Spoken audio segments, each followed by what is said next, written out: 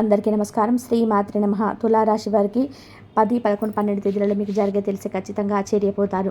ఈ 3 రోజుల్లో వచ్చేటప్పటికి మీరు 5 పెద్ద శుభవార్తలు వినబోతున్నారు. అలాగే మీకు కొన్ని రకాలైన ఇబ్బందులు కూడా వచ్చే అవకాశాలు ఉన్నాయి. అంటే ఇబ్బందులు కలిగించే మనుషులు కూడా ఉన్నారనమాట. వీడియోని ఎక్కడ కూడా స్కిప్ చేయకుండా ఒంటరిగా చివరి వరకు చూడండి. మీరు ఒంటరిగా చూడడం వల్ల మీకు కొన్ని రకాలైనటువంటి నిజాలు తెలిసే అవకాశం అనేది ఉంటుందన్నమాట. కాబట్టి స్కిప్ చేయకుండా చూసి ఒక లైక్ ఇచ్చి సపోర్ట్ చేయండి. తులారాశి వారిది ఏంటంటే రాశి చక్రంలో 7వ రాశి. వీరి రాశికి అధిపతిగా శుక్రుడు అన్నమాట. అంటే శుక్రుడి యొక్క ఆశీర్వాదము, అంటే శుక్రగ్రహానికి అధిపతి వచ్చేటప్పటికి లక్ష్మీదేవి. కాబట్టి లక్ష్మీదేవికి సంబంధించినటువంటి ఆశీస్సులు ఎప్పుడు కూడా వీరు ఉంటాయన్నమాట. అంటే వీరి యొక్క అదృష్టపు రాశిగా మనం పరిగణించవచ్చు. చాలా వరకు కూడా వీరి జీవితంలో కష్టాలతో పాటుగా కలుసుబాటు అనేది కూడా ఉంటుందన్నమాట. అంటే సుఖ దుఃఖాలు వచ్చేటప్పటికి వీరికి ఈక్వల్గా ఉంటాయని చెప్పుకోవచ్చు అనమాట. అంటే సుఖం వచ్చినప్పుడు పొంగిపోయే తత్వం కానీ, బాధ వచ్చినప్పుడు తుంగిపోయే తత్వం కానీ వీరి దగ్గర ఉండదు. ఏదైనా సరే మామూలుగా నార్మల్గా బ్యాలెన్స్గా చేసుకుంటూ వెళ్ళిపోతుంటారు. కొంతమందిని మనం చూసినట్లయితే ఓవర్గా రియాక్ట్ అవుతుంటారు. సుఖం వస్తే ఓవర్గా సంతోషపడిపోతుంటారు. అలాంటి వారికి దుఃఖం వచ్చిందనుకోండి, అసలు ఇక వారు మామూలుగా బాధపడరు. ఏడుపులని చాలా చేస్తుంటారనమాట. అలాంటివి ఉంటారు చాలామంది. ఒక వీక్ మైండ్ కలిగి ఉంటారనమాట. కానీ ఈ తులారాశి వారు ఏంటంటే చాలా స్ట్రాంగ్గా ఉంటారు. మనుషులు ఏదన్నా సరే సుఖాన్ని దుఃఖాన్ని కానీ తీసుకునేటువంటి తత్వం, చూసేటువంటి విధానం అనేది ఒకలాగా ఉంటుందన్నమాట. కష్టం ఏదైనా వచ్చినప్పుడు దానికి సొల్యూషన్ ఏంటని మాత్రం వారికి ఆలోచన ఉంటుంది. కానీ దాని గురించి ఎందుకు ఇలా జరిగింది అని చెప్పేసి కూర్చునేటటువంటి మనస్తత్వం కాదనమాట. కాబట్టి ఉన్న రాశులు అన్నింటిలోకి వెళ్ళి తులారాశి వారిని చాలా తెలివిగల వారిలాగా చెప్పుకోవచ్చు. అందరు ఒక ఎత్తైతే ఈ తులారాశి వారు మాత్రం మరొక ఎత్తుగా చెప్పుకోవచ్చు అనమాట. అయితే అలాగా ఈ తులారాశి వారి జీవితంలో చాలా వరకు కూడా వాళ్ళ లక్ అనేది ఉంటుంది. అయితే లక్ వెనకాల వీరి వెనకాల కష్టం అనేది ఉంటుంది. చూసారా, చాలా కష్టం ఉంటుందన్నమాట. వీరిలో కొంతమందిని మనం చూసుకున్నట్లయితే డబ్బు ఉన్నవారు ఉండొచ్చు, డబ్బు లేని వారు ఉండవచ్చు. కానీ డబ్బు ఉన్నవారు కూడా ఎలా చేస్తారంటే, డబ్బు లేని వారు ఎలాగైతే కష్టపడుతూ ఉంటారో వీరు ఇంకా అంతకు రెట్టింపు కష్టమే పడతారని చెప్పుకోవచ్చు. ఎందుకంటే జీవితంలో ఒక స్థాయిలో నుంచి ఉండే దానికి సంబంధించినటువంటి విలువలు, మర్యాదలు ఇవన్నీ కూడా సమాజంలో వారు చూస్తున్నారు కదా. ఇప్పుడు ఒక స్థాయిలో వారు ఉన్నారు, ఉండేవారికి రెస్పెక్ట్ అనేది చూస్తున్నారు. అవును, మనకు డబ్బు అనడం వల్లనే ఎంత రెస్పెక్ట్గా వస్తుంది. కాబట్టి మనం ఇంకా ఎదగాలి అనే ఒక తపన అనేది వీరిలో ఉంటుంది. ఇంకా తులారాశి వారు వచ్చేటప్పటికి ఈ 3 రోజులు కూడా బాగా బిజీగా ఉంటారండి. చాలా చాలా బిజీగా ఉంటారు.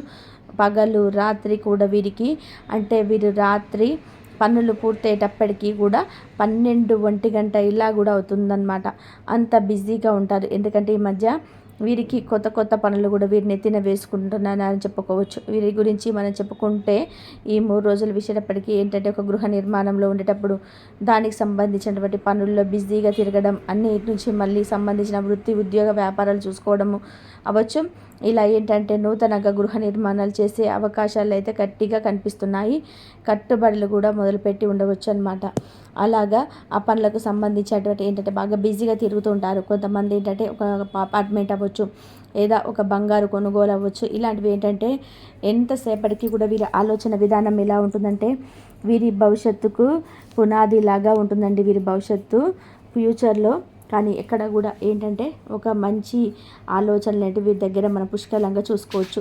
ఒక సేవింగ్స్, ఒక సంపాదన, కుటుంబము, భార్య, బిడ్డలు, భర్త, బిడ్డలు ఇలా ఏంటంటే వీరిలో ముఖంగా వారికి సంబంధించినటువంటి ఆయా పనుల వీరు ఎక్కువ తిరుగుతూ ఉంటారనమాట. కాబట్టి చాలా వరకు కూడా వీరు బిజీగా ఉండే వ్యక్తులుగా చెప్పుకోవచ్చు అనమాట. అయితే వీళ్ళు ఇక్కడికి వచ్చేటప్పటికి మన శుభవార్తలు అని చెప్పుకున్నాం కదండి. 5 పెద్ద శుభవార్తలు. 5 పెద్ద శుభవార్తల్లో మొట్టమొదటి శుభవార్త వచ్చేటప్పటికి ఇదే అనమాట.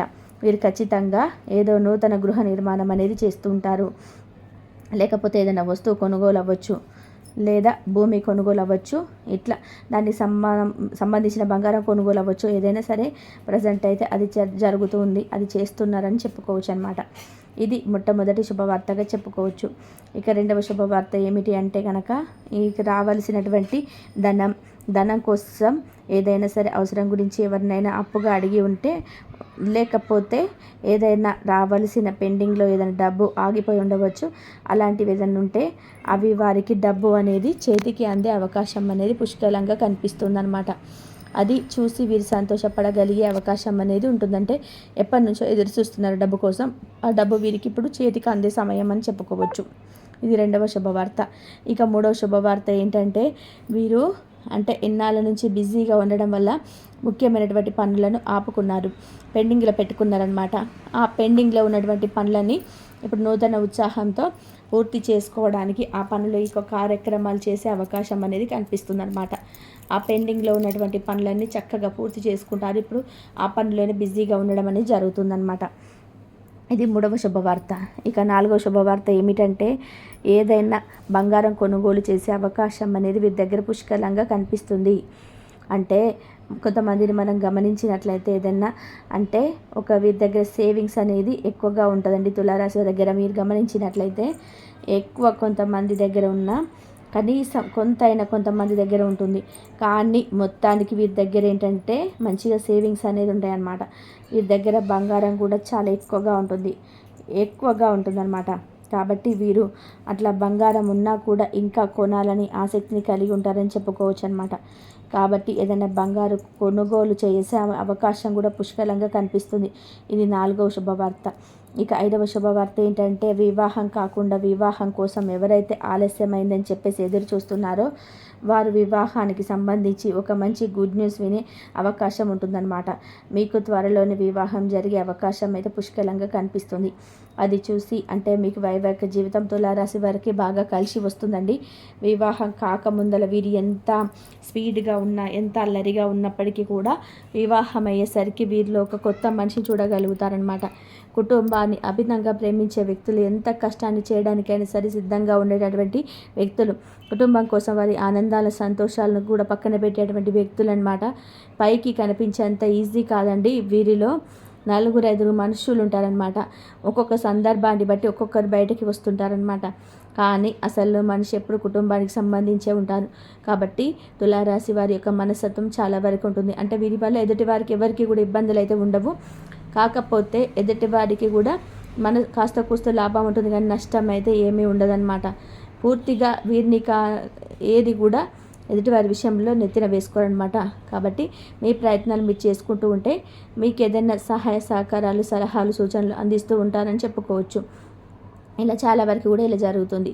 అయితే ఇక్కడ మిమ్మల్ని ఒంటరిగా చూడమని చెప్పడం ఎందుకు జరిగిందంటే తులారాశి వారు గత కొంతకాలంగా ఏంటంటే అంటే ఒక జాలితో అవ్వచ్చు, లేదా ఒక మంచితనంతో అవ్వచ్చు, ఒక మొహమాటంతో అవ్వచ్చు, కొంతమంది వ్యక్తులను వీరి జీవితంలోకి ప్రవేశించే అవకాశాన్ని కలిగిస్తున్నారనమాట.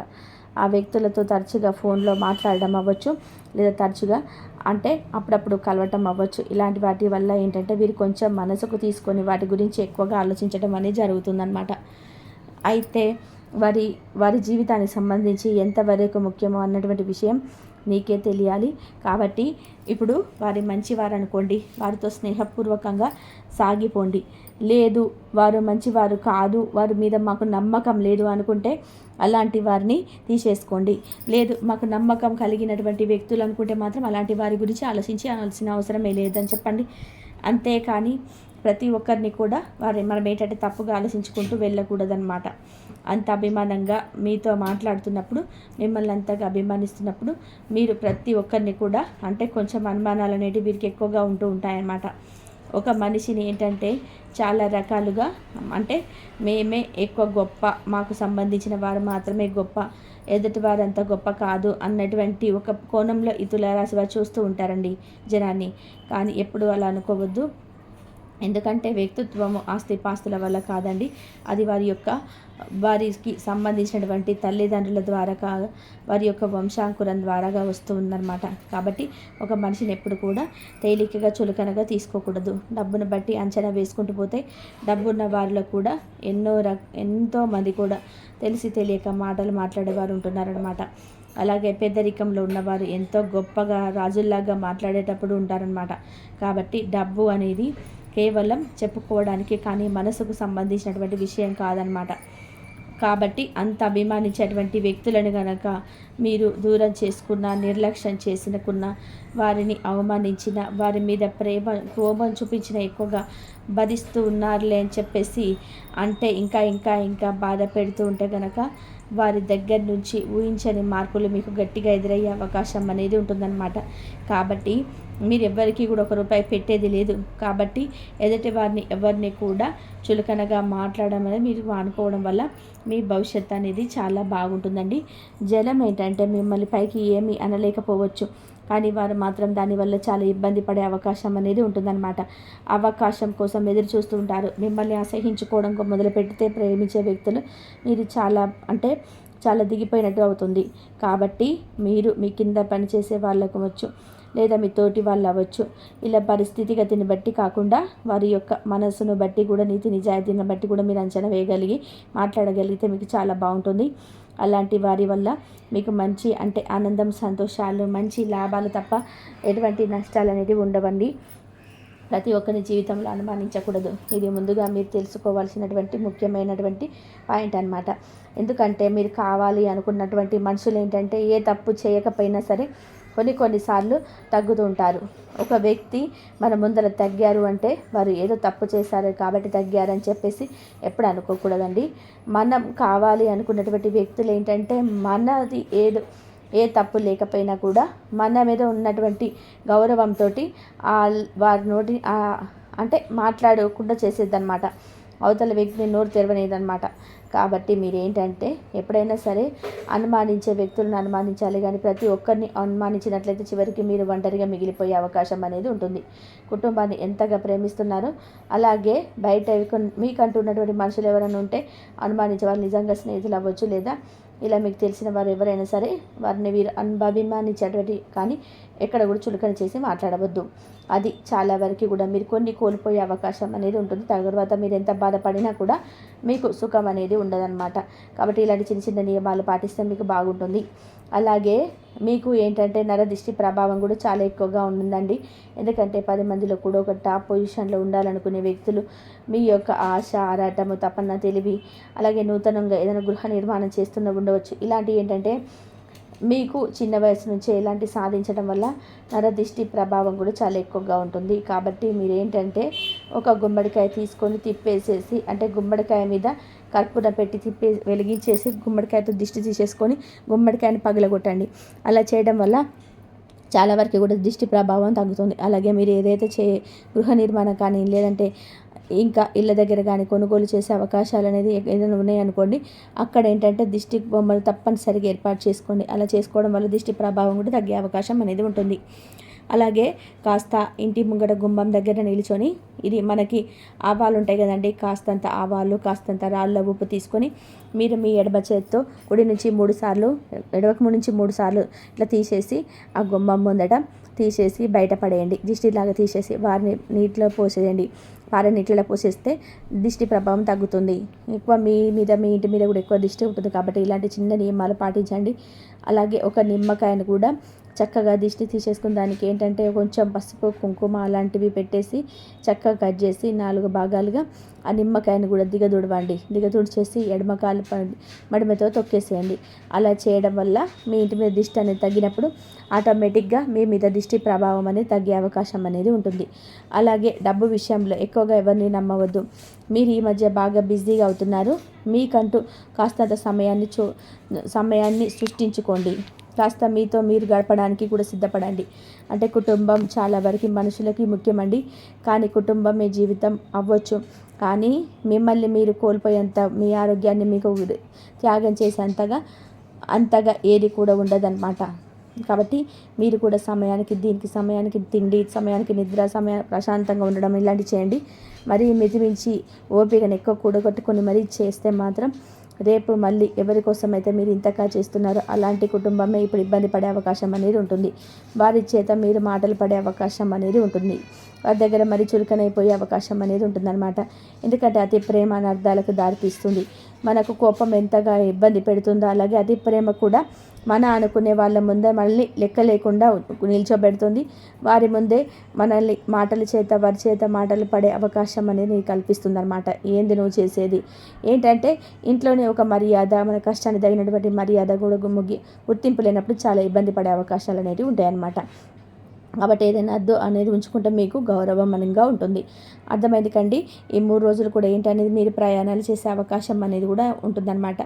కాబట్టి అలాగే ఆరోగ్యం సాధారణంగా బాగుంటుంది. చిన్నపాటి అలసట లేదా తలనొప్పి వంటివి రావచ్చు, కానీ అవి తీవ్రమైనవి కావు. వ్యాయామం, సరైన ఆహారం తీసుకోవడం ద్వారా మీరు శక్తివంతంగా ఉంటారు. తులారాశి వారికి జ్యోతిష శాస్త్రం ప్రకారం కొన్ని రోజులు లేదా సమయాలు చాలా అనుకూలంగా ఉంటాయి. ఇవి సాధారణ సూచనలు మాత్రమే. శుక్రవారం, బుధవారం మరియు శనివారాలు తులారాశి వారికి సాధారణంగా కలిసి వస్తాయి. శుక్రుడు తులారాశి అధిపతి కాబట్టి శుక్రవారం వారికి విశ్లేషమైన రోజు అని కూడా చెప్పుకోవచ్చు. 1, 5, 8 అంకెలు తులారాశి వారికి శుభప్రదంగా భావిస్తారు.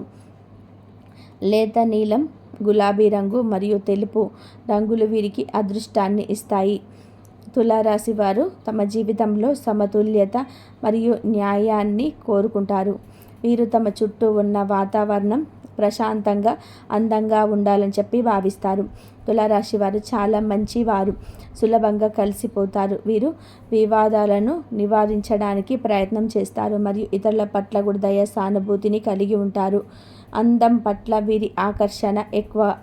వీరు న్యాయవాదం, దౌత్యం, కళలు, డిజైనింగ్, ప్రజా సంబంధాలు వంటివి రంగాలలో రాణిస్తారు. ఇంతవరకు చూసినందుకు ధన్యవాదాలు.